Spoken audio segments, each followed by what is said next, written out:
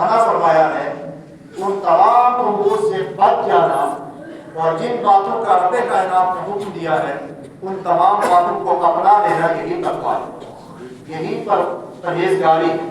اور ہماری ہی جماعت میں، جماعت اہل سنت میں، وہ عظیم الشان بزرگان جن کے بارے میں ہم اولیاء کرام کا ٹائٹل جن پر منتخب کرتے ہیں، قرآن پاک میں ان اولیاء کرام کی تعریف جو کی گئی ہے وہ یہ ان اولیاءہ الا المتقون، اللہ کا ولی سوائے تقویٰ اور پرہیزگاری کے کوئی بن ہی نہیں سکتا۔ ولی کے لیے سب سے پہلی شرط یہ ہے کہ شریعت مطہرہ کی پابندی کرے، تقویٰ اور پرہیزگاری اختیار کرے۔ اگر کوئی تقویٰ اور پرہیزگاری اختیار کرتا ہے، یعنی اللہ تعالیٰ نے جن باتوں کا حکم دیا ان تمام باتوں کو اپنا لینا، اور رب کائنات نے جن باتوں سے منع فرمایا ان تمام باتوں سے بچ جانا، اپنے آپ کو بچا لینا، یہی تقویٰ ہے۔ اور یہ تقویٰ جس شخص کے اندر آ جاتا ہے بس وہ شخص رب کائنات کا ولی ہوتا ہے، اللہ کا ولی ہوتا ہے۔ تقویٰ در حقیقت تقویٰ کے ساتھ ساتھ جو دوسرا حکم رب کائنات نے عطا فرمایا ہے وہ یہ وَلْتَنْظُرْ نَفْسٌ مَا قَدَّمَتْ لِغَدٍ، ہر جان کو، ہر ذی روح کو، ہر انسان کو اس پر غور کرنا چاہیے ما قدمت لغد، کہ آپ نے آنے والے کل کے لیے اپنی زندگی میں کیا تیار کیا۔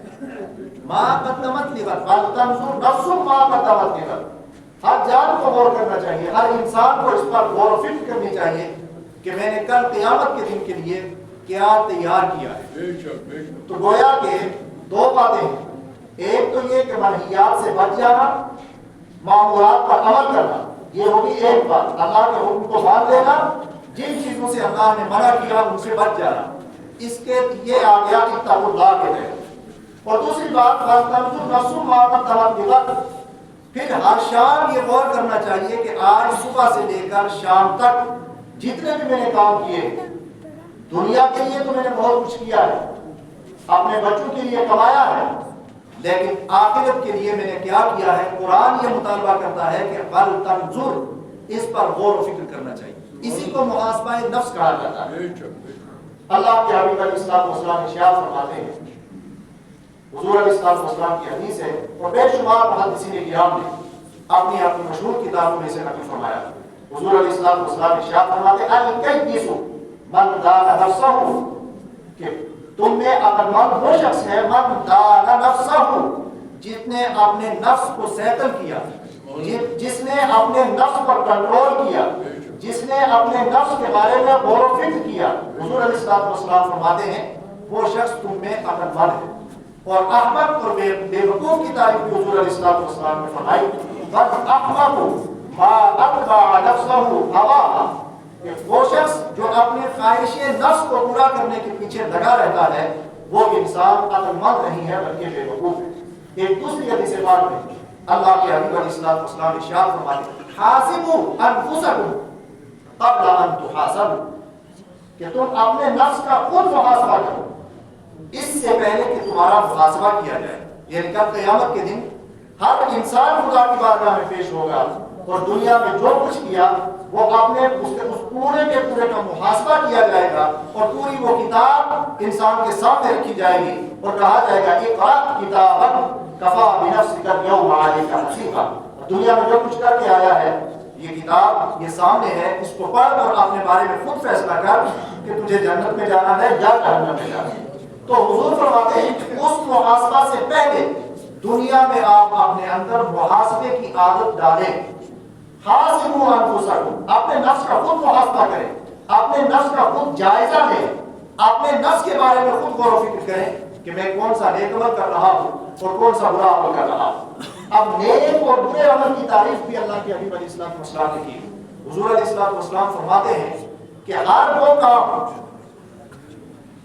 الاسم ما حاک بہ نفس، حضور علیہ الصلوۃ والسلام فرماتے ہیں کہ ہر وہ بات جو تمہارے دل میں کھٹکے اور تم دوسروں کے سامنے پیش کرنے سے شرما جاؤ تو سمجھ لو کہ وہ گناہ ہے۔ کوئی بھی ایسا کام جس کام کے بارے میں آپ کے دل میں کھٹک محسوس ہو اور آپ دوسرے سے چھپانا چاہیں وہ برائی کا کام ہے، اور جس کام پر آپ دوسرے کو دکھانا چاہیں وہ نیکی کا کام ہے۔ اب آپ دیکھیے ایک شخص چوری کر کے آتا ہے تو کیا وہ چوری اپنی کو ظاہر کرتا ہے یا چھپاتا ہے؟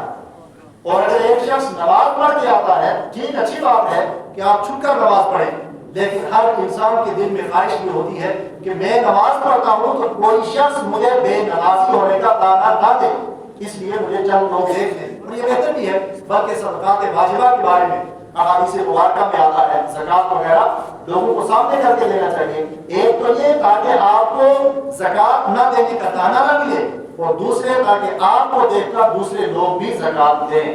تو اس لیے ہر شخص کا وہ کام جس کام کو انسان چھپانا چاہتا ہے وہ گناہ ہے، اور جس کام کو انسان ظاہر کرنا چاہتا ہے وہ نیکی ہے۔ تو نیکی اور گناہ کی تعریف اللہ کے حبیب علیہ السلام نے کر صحابہ کرام وہ عظیم جماعت جس جماعت کے بارے میں قرآن پاک میں رب کائنات ارشاد فرماتا ہے کلًا وعد اللہ الحسنی، کہ یہ صحابہ کی جماعت سب کے سب وہ جماعت ہے جن کے لیے رب کائنات نے جنت حسنی یعنی سب سے عظیم جنت کا وعدہ لیا ہے۔ اور وہ صحابہ جنہیں حضور علیہ السلام کی صحبت حاصل ہوئی، جو حضور علیہ السلام کی معیت میں رہے، جنہیں حضور علیہ السلام کو دیکھنا نصیب ہوا، اور ایک صحابی جس نے حضور علیہ السلام سے ملاقات کی، دنیا کے سارے اولیاء مل کر ایک صحابی کے درجے کو نہیں پہنچ سکتے، اللہ سے اتنا صحابی۔ اب ان صحابہ کا محاسبہ نفس کا کیا حال تھا، آئیے حدیث مبارکہ کی روشنی میں سنیے۔ حضور علیہ السلام کی محفل لگی ہوئی ہے، حضرت سیدنا صدیق اکبر رضی اللہ تعالیٰ ایک انگور کا گوشہ کھانا چاہتے ہیں، جیسے ہی اپنے منہ کی طرف لے گئے، دہن مبارک کی طرف لے گئے، تو حضور علیہ السلام نے فرمایا میرے صدیق یہ انگور اللہ کی نعمت ہے، کھا تو رہے ہیں آپ تناول تو فرما رہے ہیں، لیکن قیامت کے دن کس کے بارے میں سوال ہوگا۔ کان گئے ابو بکر صدیق اور انگور کا گوشہ ان کے ہاتھ سے گر گیا کہ اللہ اکبر، ایک وہ اللہ کی نعمت جو جائز اور حلال طریقے سے میں نے حاصل کی ہے اس کے بارے میں محاسبہ ہوگا، اس کے بارے میں بھی سوال ہوگا۔ یہ تھا خوف خدا صحابہ کرام رضی اللہ تعالیٰ۔ حضرت فاروق اعظم انس بن مالک رضی اللہ تعالیٰ بیان کرتے ہیں ان کے زمانہ خلافت کا واقعہ، وہ فرماتے میں ایک باغ سے گزر رہا تھا تو مجھے اندر گڑ گڑانے کی آواز آئی، کوئی رو رہا ہے، اور اس کے بعد میں نے دیکھا کہ کوئی تقریر کر رہا ہے، کوئی خطاب کر رہا ہے کسی سے، میں نے کان لگا کے سنا تنہا عمر فاروق رضی اللہ تعالیٰ عنہ، پہلا سکیلا مدینہ ہے، اللہ کے حبیب علیہ السلام کے جانثار صحابی، اور صرف صحابی ہی نہیں خلفائے راشدین میں دوسرے نمبر پر ہے وہ عمر جن کے بارے میں اللہ کے پیارے رسول صلی اللہ علیہ وسلم نے ارشاد فرمایا عمر تمہیں دیکھ کر شیطان بھی بھاگتا ہے۔ وہ عمر ایک دو مرتبہ نہیں 18 مقامات پر عمر نے بارگاہ رسالت میں کوئی رائے پیش کی تو اللہ نے اس پر قرآن نازل فرما دیا، میرا عمر جیسا کہہ رہا ہے ویسا نہیں کرو۔ لیکن آپ غور کریں وہ عمر جن کے بارے میں حضور علیہ السلام نے فرمایا عمر کی نیکیاں آسمان کے ستاروں کے برابر ہے، وہ عمر جنہیں حضور علیہ السلام نے جنت کی ٹکٹ خود فراہم فرمائی، ان کے اپنے محاسبہ نفس کا کیا عالم ہے۔ حضرت انس بن مالک کہتے ہیں میں نے کان لگا کے سنا تو حضرت عمر رو رہے ہیں اور اپنے آپ کو خطاب کر کے کہہ رہے ہیں اے عمر تجھے لوگ امیر المومنین کہتے ہیں، تجھے معلوم نہیں کل تجھے اپنا بھی حساب دینا ہوگا، اور جس مملکت کا تو سربراہ ہے اس پوری مملکت کی جو رسپانسبلٹی اور جو ذمہ داری مجھے دی گئی ہے اس سب کا حساب دینا ہوگا، لہذا قیامت میں خدا کی بارگاہ میں کون سا ہونے کا۔ خود اپنے آپ کو مخاطب کر کے کہہ رہے سیدنا عثمان غنی رضی اللہ تعالیٰ جن کے یکے بات تھی کہ حضور علیہ السلام کی 2 صاحبزادیاں جن کے نکاح میں اور جنہیں ذوالنورین کہا جاتا ہے، 2 نوروں والے، انہیں بھی حضور علیہ السلام نے جنت کی بشارت دی۔ وہ عثمان غنی جیسے ہی کسی قبرستان کو دیکھتے تو رونے لگ جاتے۔ پوچھا گیا تذکر الجنت والنار فلا تبکی وتبکی بہذا، اے عثمان غنی آپ جنت کا تذکرہ کرتے ہیں نہیں روتے، آپ جہنم کا تذکرہ کرتے ہیں نہیں روتے، لیکن کیا وجہ ہے کہ قبرستان پہ نظر پڑتے ہی آپ زاروں کتاب رونے لگ جاتے ہیں۔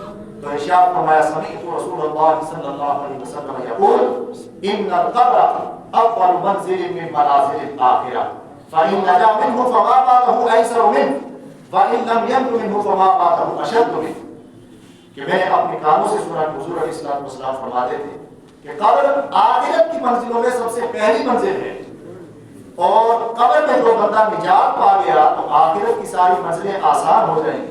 تو جو قبر میں پکڑا گیا تو آخرت کی ساری منزلیں سخت سے سختر ہوتی جائیں گی. اس لیے میں جب قبرستان کو دیکھتا ہوں میں زاروں پتا رونے لگ جاتا ہوں کہ کہیں مجھے قبر میں ہی نہ پکڑ لیا جائے, کہیں میں عذاب قبر میں ہی نہ مبتلا ہو جائے.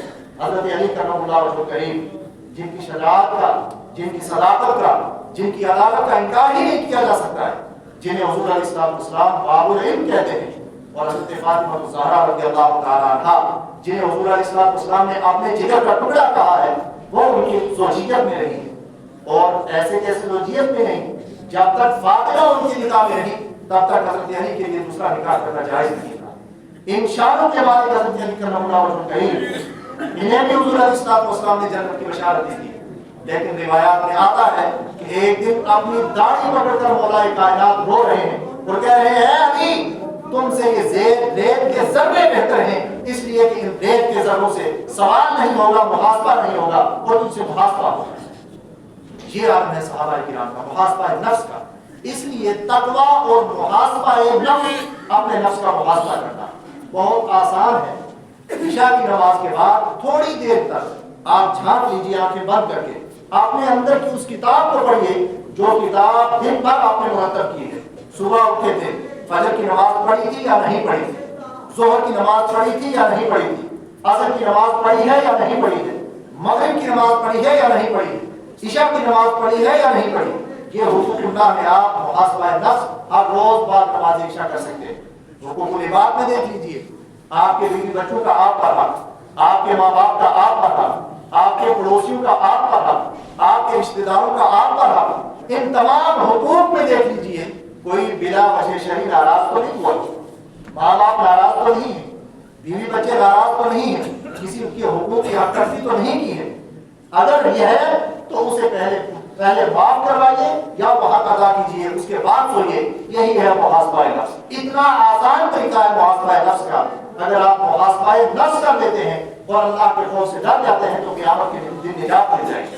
رب کائنات ارشاد فرماتا ہے وَأَمَّا مَنْ خَافَ مَقَامَ رَبِّهِ, جو شخص اپنے رب کے سامنے کھڑا ہونے سے ڈر گیا, وَنَهَى النَّفْسَ عَنِ الْهَوَىٰ, اور اس خوف کے بعد اپنے نفس کا محاسبہ کرتے ہوئے اپنے نفس کو غلط کاموں سے بچا لیا, فَإِنَّ الْجَنَّةَ هِيَ الْمَأْوَىٰ, اس کے لیے جنت ہے, جنت کسی کا ٹھکانہ ہے.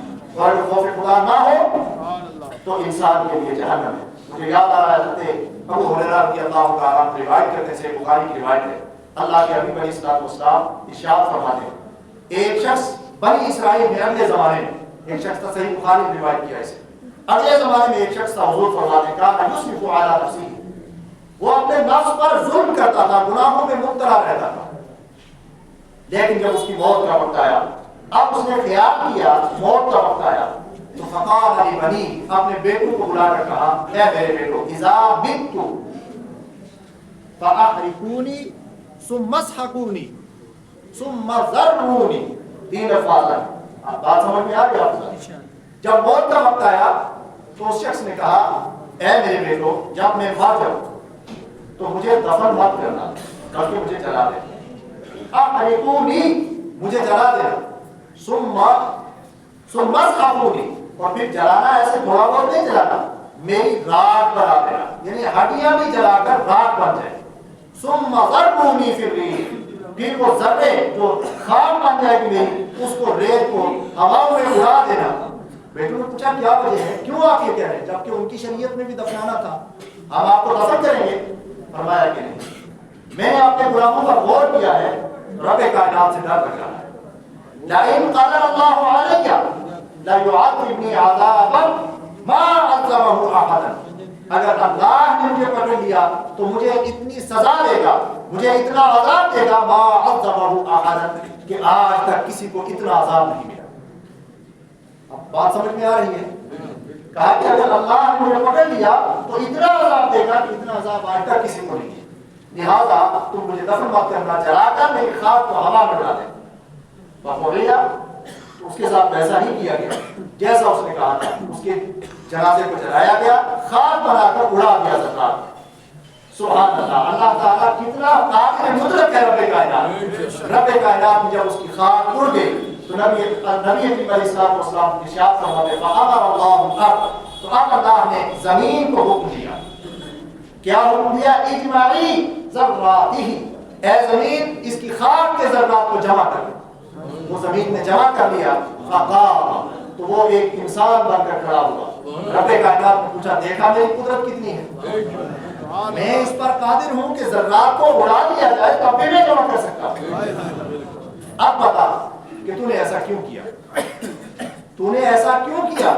تو اس نے عرض کیا اے پروردگار خشیتک، اے پروردگار تیرے عذاب سے ڈر لگ رہا تھا، اس سے بچنے کا ایک ہیلا کیا تھا.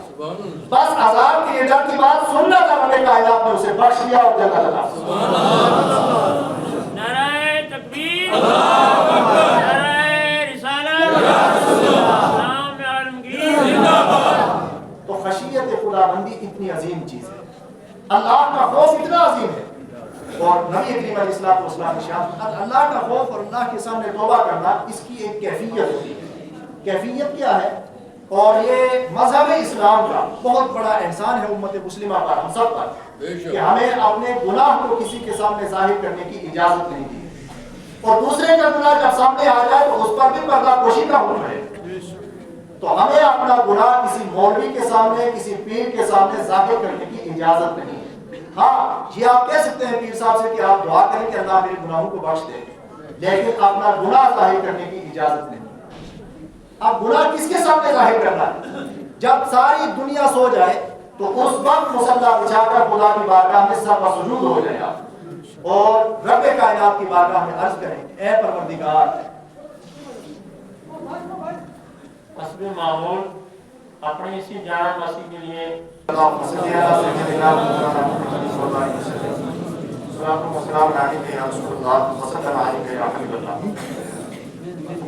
ہے آپ حضرات.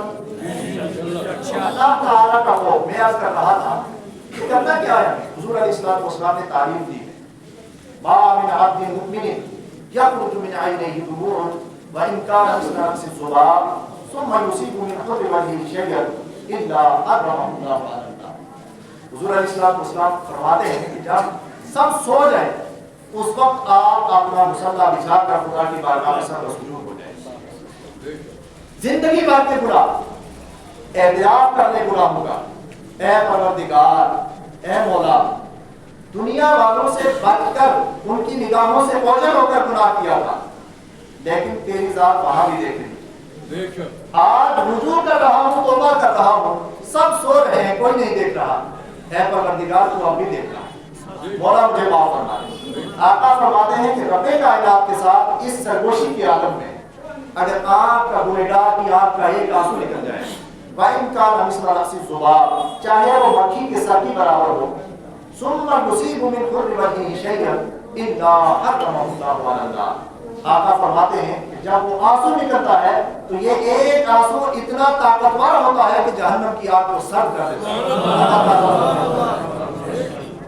بڑی معمولی سی بات، ورنہ حقوق اللہ کے ساتھ ساتھ حقوق العباد میں کبھی کبھار انسان پکڑا جاتا ہے اور معمولی بات میں پکڑا جاتا ہے. غزوہ خیبر کے غزوہ میں حضرت عبداللہ ابن عمر رضی اللہ تعالیٰ عنہ روایت کرتے ہیں کہ ایک شخص ہمارے ساتھ مسلمانوں کی جماعت میں سے یہود کے ساتھ لڑتا ہوا شہید ہو گیا، تلوار میں زخم لگا شہید ہو گیا. ہم نے اس کی شہادت پر فخر کیا اور ہم سب کہتے تھے ہنیئا لہ بالشہادہ انہ من اہل الجنہ، کہ اسے مبارک ہو شہادت کی کہ وہ جنتی ہے. حضور علیہ الصلوۃ والسلام مسکرائے اور ارشاد فرمایا واللہ، خدا کی قسم، انی رأیتہ فی النار، میری نگاہیں اسے دیکھ رہی ہیں کہ وہ جہنم میں ہے. فی غرفۃ غشاء، حضور علیہ الصلوۃ والسلام آئیڈینٹیفائی کر رہے ہیں اس کے گناہ کو بھی باضابطہ. حضور فرما رہے ہیں کہ کسی معمولی بات، بڑی بات میں نہیں. فی غرفۃ غشاء، ایک چادر فروخت کرنے میں اس نے کچھ تھوڑی سی دھوکہ بازی کی تھی، اس دھوکے بازی کی بنیاد پر اللہ تعالیٰ نے اس کی عظیم عبادت جہاد کو بھی قبول نہیں فرمایا. حضور فرما رہے ہیں کہ ان سے میں جہنم میں دیکھ رہا ہوں. تو اس لیے انسان کو اپنے نفس کا محاسبہ کرنا چاہیے. تقویٰ اور محاسبہ نفس یہ دو اتنی عظیم نعمتیں ہیں کہ جب یہ ہماری زندگی میں داخل ہو جائیں گے تو ہم اللہ تعالیٰ کے اولیاء کی صف میں داخل ہو جائیں. اولیاء کا مطلب قطعا نہیں ہے کہ باضابطہ ان کے ہاتھ پر کرامتوں کا ظہور ہو. بلکہ ولی کی تعریف جیسے میں نے پہلے کہا ان اولیاءہ الا المتقون، کہ وہ شخص متقی اور پرہیزگار ہے۔ اب بڑے بڑے پرہیزگار لوگ گزرے، حضور علیہ السلام سے بخاری کی حدیث ہے، حضور علیہ السلام ارشاد فرماتے ہیں کہ ایک شخص نے دوسرے شخص سے زمین خریدی، جب زمین خریدی اس کے بعد اس کو جوڑ رہا تھا، ہر جوڑ رہا تھا اس میں، تو اس زمین میں سے ایک گھڑا نکلا جو سونے سے بھرا ہوا، تو یہ شخص واپس لے جا کر اس شخص کے پاس گیا جس نے زمین بیچی تھی اور کہہ رہا، اسے کہہ رہا ہے انی اشتریت الارض فما اشتریت الذهب، میں نے تجھ سے زمین تو خریدی تھی لیکن یہ جو سونا اس سے نکلا ہے یہ میں نے تجھ سے نہیں خریدا۔ حالانکہ میں وضاحت کر دوں، فقہاء کرام نے باضابطہ اس پر لکھا ہے اور اس کے جزیات فقہ کی کتابوں میں موجود ہیں کہ اگر آپ نے زمین خریدی تو زمین کا جتنا خزانہ ہے وہ بھی آپ کا ہے۔ اب زمین خریدنے کے بعد آپ نے اسے تولا، اس میں سے کوئی خزانہ نکل آیا تو وہ آپ ہی کا ہے، فتویٰ یہی ہے۔ لیکن وہ شخص دیکھیے اللہ کا خوف نکلا تھا، حضور فرماتے ہیں کہ اس شخص وہ دوسرے کے پاس گیا اور جا کر کے کہہ رہا کہ میں نے تجھ سے زمین تو خریدی تھی لیکن یہ سونا میں نے تجھ سے نہیں خریدا۔ اس نے کہا واللہ بعتک الارض ولا بعت الذهب، خدا کی قسم میں نے بھی زمین ہی بیچی تھی اور بلکہ وما فیہا، میں نے زمین اور زمین میں جو کچھ تھا سب بیچا تھا، تو نے سب لے لیا، تو لہٰذا اب یہ تیرا۔ ان دونوں میں جھگڑا ہوا، ایک کہہ رہا تیرا ہے، دوسرا کہہ رہا ہے تیرا۔ جھگڑے آج بھی اس طرح کے ہوتے ہیں لیکن تیرا کا جھگڑا آج تک ہمیں نہیں دیکھا، میرا اور میری کا جھگڑا دیکھا۔ اگر یہ بدل جائے، میرا لفظ تیرے لفظ میں بدل جائے تو میں سمجھتا ہوں آج بھی اللہ کی رحمت اسی طرح ہم پر سایہ فکر ہے جس طرح کے زمانے کے لوگ۔ حضور علیہ السلام فرماتے فتحا کمالا الى رجل ثالث، اب جب ان دونوں کا جھگڑا لگ گیا، ایک کہہ رہا یہ تیرا ہے، دوسرا کہہ رہا تیرا، تو تیسرے شخص کے پاس گئے۔ اب وہ شخص بھی کوئی بڑا ہی نیک اور بڑا دانشمند تھا، صحیح بخاری میں روایت کیا، حضور علیہ السلام ارشاد فرماتے ہیں کہ جب تیسرے شخص کے پاس یہ جھگڑا گیا تو اس نے کہا کہ معاملہ کیا ہے؟ ایک نے کہا میں نے زمین بیچی تھی، سونا بھی ساتھ میں بیچا تھا، دوسرے نے کہا میں نے زمین خریدی تھی، سونا نہیں خریدا تھا، یہ میرے بھائی کا ہے، وہ کہہ رہا ہے یہ اس کا ہے۔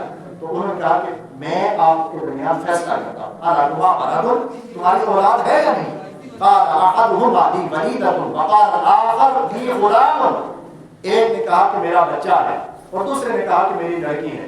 فرمایا انکح الغلام الوليدة وصرفا علیہما، اب اپنے بچے کو تم ان کی بچی سے نکاح کر دو، ان کی شادی کر دو اور ان دونوں کو یہ سونا دے دو، تمہارا جھگڑا ختم ہو جائے گا۔ تکبیر، نعرہ رسالت، اسلام عالمگیر، ہم غلام، ہم غلام۔ آج بھی رب کائنات کی رحمت ہمیں آواز دیتی ہے۔ آج کی جو عظیم الشان شب گزری اور آج کا دن بڑا عظیم الشان دن ہے، اس شب کے بارے میں فرمایا گیا کہ رب کائنات کی رحمت ویسے تو ہر رات سحری کے وقت قریب ہو کر اپنے بندے کو آواز دیتی ہے، لیکن اس رات شب برات کی رات جب آتی ہے یا مقدس راتیں جب آتی ہیں تو سر شام بھی رب کائنات کی رحمت اپنے بندوں کو پکار پکار کے کہتی ہے الا هل من مستغفر فاغفر له، کوئی میری بارگاہ سے بخشش طلب کرنے والا ہے میں اسے بخش دوں۔ الا من مستغفر فاغفر له، الا من مستظرف فاعوذ له، کیا کوئی رزق کے بارے میں سوال کرنے والا ہے کہ میں اسے روزی دے دوں، اور کیا کوئی مصیبت میں مبتلا شخص ہے کہ میں اسے نجات دے دوں۔ جو بھی تو آپ کہیں گے رب کائنات کی بارگاہ میں صرف اپنے سر کے ساتھ ساتھ اپنا دل بھی جھکا ہونا چاہیے، جھکے ہوئے دل سے، ٹوٹے ہوئے دل سے رب کائنات کی بارگاہ میں عرض کریں گے رب کائنات ٹوٹے ہوئے دلوں سے زیادہ قریب ہے، اور دل بڑی عظیم چیز ہے، اپنا دل ہمیشہ توڑنا چاہیے اور دوسرے کا دل جوڑنا چاہیے، یہ فرق ہے۔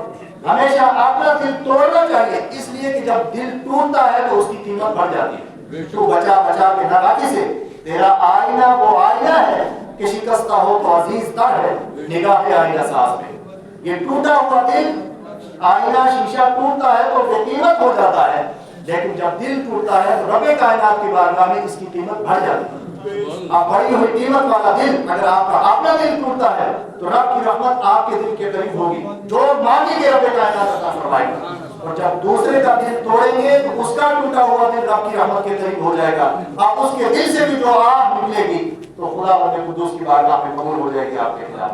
رب کائنات کی بارگاہ میں دعا ہے کہ اللہ نے تشاء ہمیں बोलने से ज्यादा अमल करने की तौफीक अता फरमाए, हमें अपने नफ्स का मुहासबा करने की तौफीक अता फरमाए। ये एक बात मैं फिर अर्ज कर दूं कि ये अजीम शान जामे मस्जिद जिसके 4 मंजिला इमारत ये अपनी दावत दे रही है अहले इस्लाम से, अल्लाह के बंदों से कि आप रब कायनात की तरफ से जो आपको अता करता दौलत है उसमें से कुछ रब कायनात के इस घर पर खर्च कीजिए। अभी बहुत काम बाकी है, यहाँ तक आप हज़रात ने पहुँचाया। मैं खतीब साहब को मुबारकबाद पेश करता हूँ और आप सब हज़रात से मुख्तसाना अपील भी करता हूँ कि ये मस्जिद अभी पुकार रही है, आवाज़ दे रही है, ताकि ये अपने आखिरी मंजिल तक पहुँच जाए, तब हमारा काम शर्मिंदा होगा। अल्लाह ताला हम सब को अमल की तौफीक अता फरमाए। अस्सलामु अलैकुम।